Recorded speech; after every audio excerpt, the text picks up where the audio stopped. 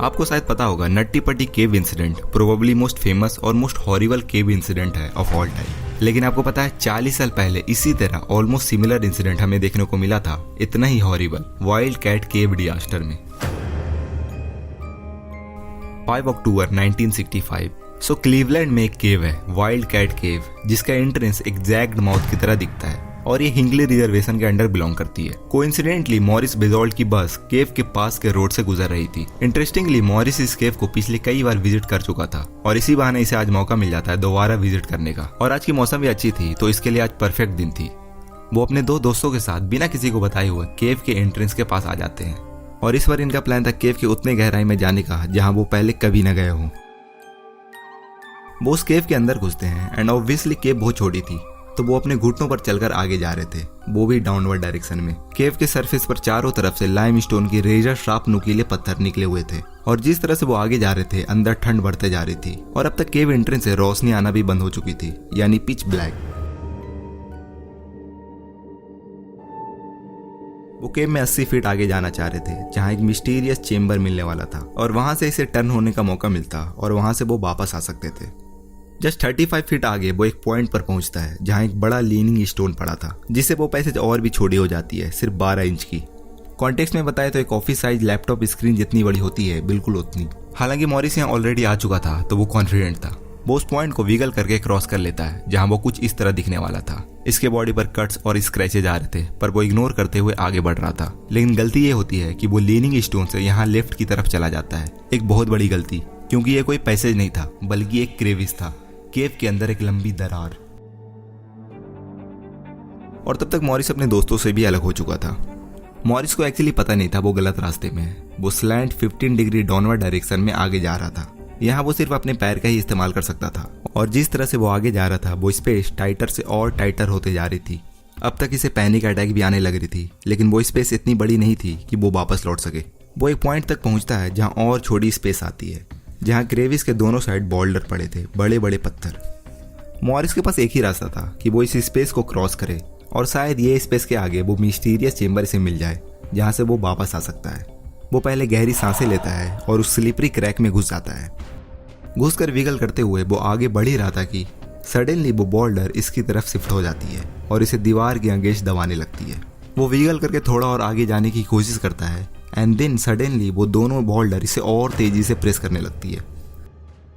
Finally Morris देखता है कि सामने एक डेड एंड है, आगे कोई रास्ता नहीं है और वो यहाँ जरा भी हिल रहा था तो वो पत्थर इसे और टाइटली पकड़ लेती और इसे दर्द होने लगती। मॉरिस को रियलाइज हो चुका था कि वो एक अपसाइड डाउन पोजीशन में फंस चुका है, वो भी पूरे अंधेरे केव में, वो भी जमीन के 60 फीट की गहराई में। बिल्कुल उसी तरह जैसे जॉन जोस अपसाइड डाउन पोजीशन में अटके हुए रहते हैं 27 घंटों तक और आखिर में 27 घंटे बाद उन्हें हार्ट अटैक आ जाती है। मॉरिस की आंखों से आंसू आ रही थी, वो विश्वास नहीं कर पा रहा था कि वो इस जगह में फंस चुका है। इस पोजीशन में इसके लिए प्रॉपर सांस लेना भी मुश्किल था। इसके पैर मूव हो सकते थे जबकि इसके दोनों आर्म्स यूजलेस पोजीशन में अटके हुए थे। निकलने के मल्टीपल अटेम्प्ट किए जाते हैं but it was impossible. Gravity के अगेंस्ट वो नहीं लड़ सकता था। वो रोने लग जाता है, वो चिल्लाता है जितनी जोर से वो चिल्ला सकता था, लेकिन इसकी आवाज़ें कहीं नहीं पहुंच रही थी। वो कम्प्लीटली हेल्पलेस था। किसी रेस्क्यूअर के लिए भी इसे ढूंढ पाना बेहद मुश्किल था। वो घंटों तक ऐसे ही अटका हुआ रहता है।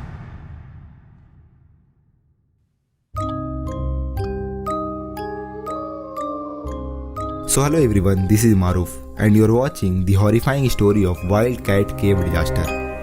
So Morris Bejolt एक वाइब्रेंट यंग बच्चा था, जस्ट 5.7 हाइट एंड 49 kg का, जिसकी 10 साल पहले ही उसकी पूरी दुनिया बदल चुकी थी जब उसके पेरेंट्स का डाइवोर्स हो जाता है।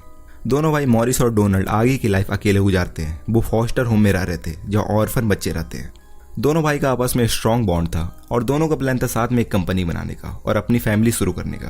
पर्सनैलिटी वाइज मॉरिस स्किनी और इंट्रोवर्टेड लड़का था और इसके पेरेंट्स का डाइवोर्स का इस पर मेंटली काफी असर पड़ा था। आखिर में दोनों सेटल हो जाते हैं मेथोडिस्ट चिल्ड्रंस होम में, जहां बच्चों को सोशलाइज होने के लिए सिखाया जाता है और थेरेपी वगैरह दी जाती है। 13 साल की उम्र से ही मॉरिस को बुरी लत लगी थी स्मोकिंग की और वो दोस्तों के साथ रेगुलर स्मोक किया करता था, जबकि मेथोडिस्ट चिल्ड्रंस होम में स्मोकिंग हाईली प्रोहिबिटेड थी। थैंकफुली बच्चों को एक बेस्ट सूटेड प्लेस मिल जाता है जहां वो आराम से स्मोक कर सकते थे, वाइल्ड कैट केव की जगह पर। वाइल्ड कैट केव लोकेटेड थी एक पीसफुल आइसोलेटेड जगह पर। ओवर द ईयर्स ये केव क्रिमिनल के छुपने के लिए बेस्ट हाइडिंग प्लेस था। इनफैक्ट 19वीं सेंचुरी में यहाँ चोर और स्लेव्स जो अपने मालिक से भागे हुए रहते थे वो भी इस जगह को अपना ठिकाना बनाया करते थे। हालांकि मॉरिस और उसके दोस्त यहाँ स्मोक करने के लिए रेगुलर आते थे, लेकिन कोई भी केव की इतनी गहराई में नहीं जाता था क्योंकि बच्चों को मानना था कि ये केव हॉन्टेड है। और आपको पता है ये केव कितना डेंजरस है। एक बार मॉरिस केव के अंदर गया भी था और इनफैक्ट वो केव के अंदर भुला भी गया था। थैंकफुली उसे कुछ नहीं होता, वो सही सलामत मिल जाता है।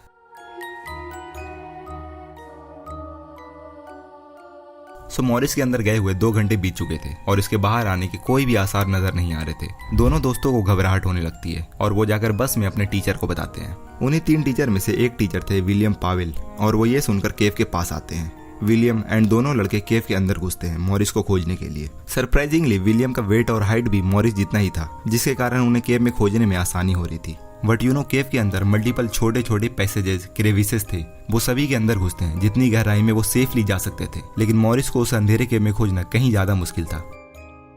एक क्रेविस थी जिसमें से मॉरिस के चिल्लाने की आवाज कंटिन्यू आ रही थी। विलियम उस आवाज को पीछा करते हुए वो उस क्रेविस में घुसते हैं एंड स्लोली वो उसके क्लोज पहुंचते हैं। पर प्रॉब्लम ये थी कि विलियम मॉरिस को जाकर देख तो पा रहे थे बट वो उसके क्लोज नहीं जा सकते थे बिकॉज क्रेविस इस पॉइंट तक कहीं ज्यादा नैरो हो चुकी थी। वो मॉरिस के 10 फीट की दूरी तक ही पहुंच सकते थे। विलियम के लिए उसके क्लोज आना इम्पॉसिबल था। वो हेल्पलेस थे, वो कुछ नहीं कर सकते थे। वो मॉरिस के सिर्फ पैर को ही देख पा रहे थे क्योंकि इसके लिए वही सिर्फ विजिबल था।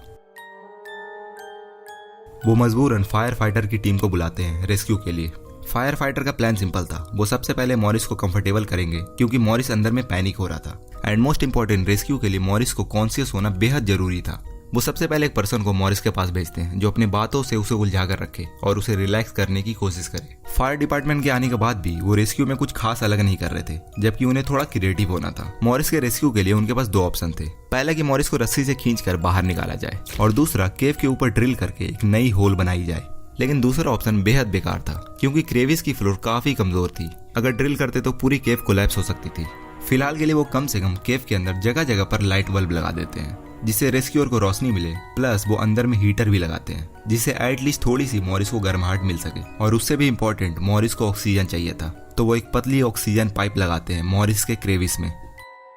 शाम के 6 बज चुके थे और उसको उल्टा लटके हुए 6 घंटे भी हो चुके थे। उसके इस पोजीशन में रहने से इसकी कंडीशन बिगड़ रही थी। वो रिलैक्स नहीं रह पा रहा था, वो एग्रेसिव हो रहा था। It was like I can't explain वो सिचुएशन कैसा होगा। वो भूखा था लंबे समय से, इसे खाना पानी नहीं मिल पा रहा था और इसके ब्रीदिंग में भी इशू आ रही थी। केव के बाहर धीरे धीरे भीड़ बढ़ रही थी and at some point its news exploded. पूरे यूएसए में ये स्टोरी फैल चुका था। बाहर शहर से लोग इस रेस्क्यू ऑपरेशन को देखने आ रहे थे। Emergency personnel, reporters, locals including salvation army और अमेरिकन रेड क्रॉस आर्मी भी इस रेस्क्यू ऑपरेशन को देखने आए थे एंड सपोर्ट कर रहे थे। केव के अंदर मॉरिस को कोई भी आइडिया नहीं था वो देश के अंदर कितना फेमस हो चुका है। रेडियो एंड टेलीविजन में सिर्फ इसके ही न्यूज चल रही थी क्योंकि ऑब्वियसली ये यूएसए में सेकेंड टाइम हो रहा था आफ्टर फ्लॉयड कॉलिंस इन 1925। हालांकि फ्लॉयड कॉलिंस तो मर गया था। लेट्स सी इसमें देखते क्या होता है। फायर फाइटर को अब थोड़ा क्रिएटिव होना था एंड वो होते भी है। वो रेडियो से एक अनाउंसमेंट करवाते हैं, if you are in this city, small in body size and have minimal claustrophobia, then please come to हिंगली रिजर्वेशन इमीडिएटली।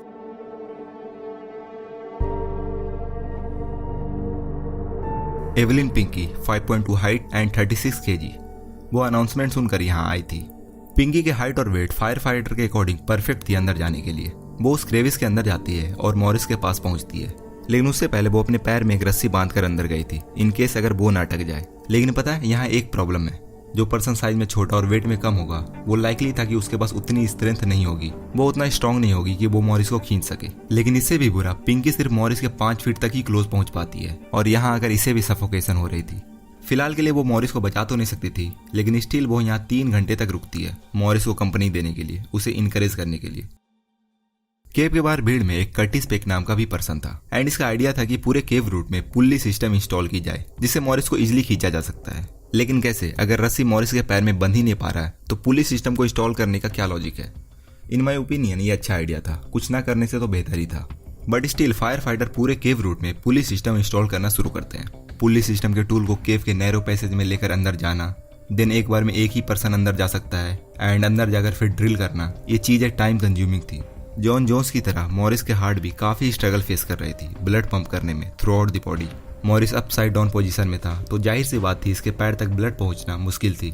इसके पैर अब सुन्न पड़ने लगे थे, इसके दोनों हाथ एक यूजलेस पोजीशन में अटके हुए थे, प्लस उसे ठंड भी लग रही थी एंड और भी बहुत कुछ। रात के 11 बजे फाइनली मॉरिस की फैमिली वहां आती है। हालांकि उन्हें यहाँ पहले ही आ जाना चाहिए था, बट उन्हें इसकी खबर किसी पुलिस वाले या स्कूल वाले ने नहीं दी थी, बल्कि उन्हें इसकी खबर रेडियो से मिली थी। तब वो यहाँ आए। मॉरिस अपसाइड डाउन पोजीशन में रहकर एग्जॉस्ट हो चुका था। इसी दौरान छोटे साइज के लोग अंदर क्रेविस में घुसने की भी कोशिश कर रहे थे। एक काइंड ऑफ सभी सिर्फ विजिटर्स थे, कोई काम के नहीं थे। सभी बच्चे को सिर्फ इनकरेज करके जा रहे थे। मॉरिस का हालत बुरा हो चुका था, वो अपना कॉन्शियस खो रहा था। रेस्क्यूअर इसे जगाए रखने के लिए इसे रेगुलर बात कर रहे थे और बहुत ही अजीबो गरीब सवाल पूछ रहे थे। क्या तुम्हारे पास गर्लफ्रेंड है? मैं तुम्हें स्टीक डिनर कराऊंगा अगर सच बताए तो। अरे पहले निकाल तो ले भाई।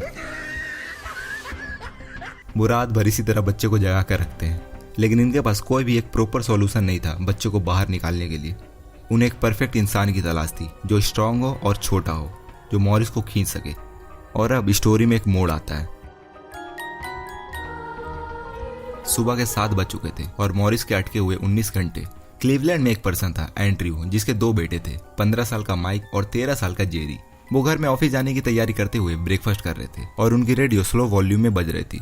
और जब वो रेडियो में मॉरिस की खबर सुनते हैं तो उन्हें लगता है शायद वो इसमें मदद कर सकते हैं। एक्चुअली एंड्रयू नहीं, बल्कि उनके दोनों बेटे। वो दोनों बच्चों को अपने कार में बैठाते हैं और वाइल्ड कैट केव के लिए निकल जाते हैं। दोनों माइक एंड जेरी स्किल्ड बच्चे थे, इन्हें हाइकिंग वगैरह अच्छी आती थी एंड दोनों साइज में भी छोटे थे, तो शायद ये दोनों मदद कर सके।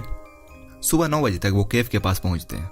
रेस्क्यू चीफ दोनों बच्चों से मिलते हैं और वो दोनों को देखकर थोड़ा स्केप्टिकल थे।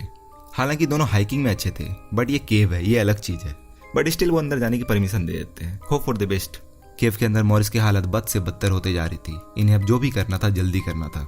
माइक के बॉडी का शेप एंड साइज भी मॉरिस बेजोल्ट जितना ही था, जिससे वो लाइकली था कि वो क्रेविस के अंदर जाकर मॉरिस के पास वो समहाउ पहुंच सकता था। और दूसरी, माइक इमोशनली और मेंटली कैपेबल था ऐसे सिचुएशन को हैंडल करने के लिए। प्लस इस बार इनके प्लान में कर्टिस पेक का आइडिया भी इन्वॉल्व था।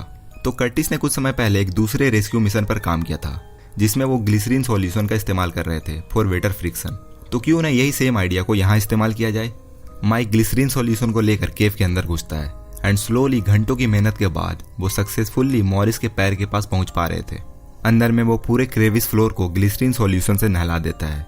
मॉरिस के जैकेट, उसके पैर एंड एवरीथिंग जहां तक पॉसिबल था। प्लस वो अपने साथ 4 रस्सी लाया था। 2 रस्सी इसके पैर में बंधे थे खुद के सेफ्टी के लिए और 2 रस्सी मॉरिस को बांधने के लिए। माइक अपना सारा काम कर रहा था सिर्फ अपने एक हाथ से, क्योंकि इसका दूसरा हाथ यूजलेस पोजीशन में अटका हुआ था।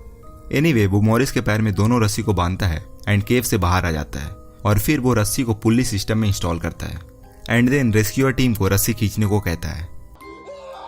मॉरिस दर्द में चिल्ला रहा था क्योंकि वो बोल्डर इसे कहीं ज्यादा परेशान कर रही थी। लेकिन कुछ मोमेंट बाद टू एवरीवन सरप्राइज मॉरिस अपने पोजीशन से मूव कर चुका था, वो भी 6 इंचेस तक। अनफॉर्चुनेटली इसी दौरान मॉरिस के पैर रस्सी से स्लिप कर जाती है। मॉरिस वापस नीचे गिर चुका था और इसे चोटें भी आई थी। माइक दोबारा क्रेविस में जाता है और मॉरिस के पैरों में रस्सी बांधता है एंड देन बाहर आकर पुल्ली टीम को सिग्नल देता है। थैंकफुली मॉरिस के हिप्स और राइट आर्म फ्री हो चुके थे, लेकिन इसका शोल्डर वो बोल्डर में अभी भी अटका हुआ था। ये सब होते हुए मॉरिस को अटके हुए अभी तक 24 घंटे बीत चुके थे। मॉरिस अब एक वियर्ड पोजीशन में अटक चुका था। वो सांस नहीं ले पा रहा था क्योंकि इसके लंग्स प्रॉपर एक्सपैंड नहीं हो रहे थे। वो पैनिक कर रहा था। इसे यकीन हो गया था मैं नहीं निकल सकता, मैं यहीं मरूंगा। माइक अब तीसरी बार क्रेविस के अंदर जाता है और वो मॉरिस के पैर के साथ साथ अब वो उसके चेस्ट एरिया को भी बांधता है प्रॉपर एंड देन बाहर आकर पुल्ली टीम को खींचने का सिग्नल देता है। स्लोली वो खींचना शुरू करते हैं। मॉरिस को मल्टीपल स्क्रैचेज आ रहे थे एंड थोड़ी और मेहनत और थोड़ी और दर्द के बाद मॉरिस का शोल्डर भी अब फ्री हो चुका था। जिस तरह से मॉरिस ऊपर उठ रहा था, मॉरिस के क्रेविस धीरे धीरे वाइडन होते जा रही थी और वो फ्री हो रहा था। मॉरिस के दोनों हाथ फ्री हो चुके थे, लेकिन स्टिल वो अभी तक नंब थे। बट स्टिल वो हेल्प कर रहा था अपने दोनों हाथों से क्रेविस के अगेंस्ट पुश करने में, for just a little help. Morris अब सिर्फ एक हाथ की दूरी पर था और रेस्क्यूअर उसे अपने हाथों से पकड़कर खींच लेते हैं।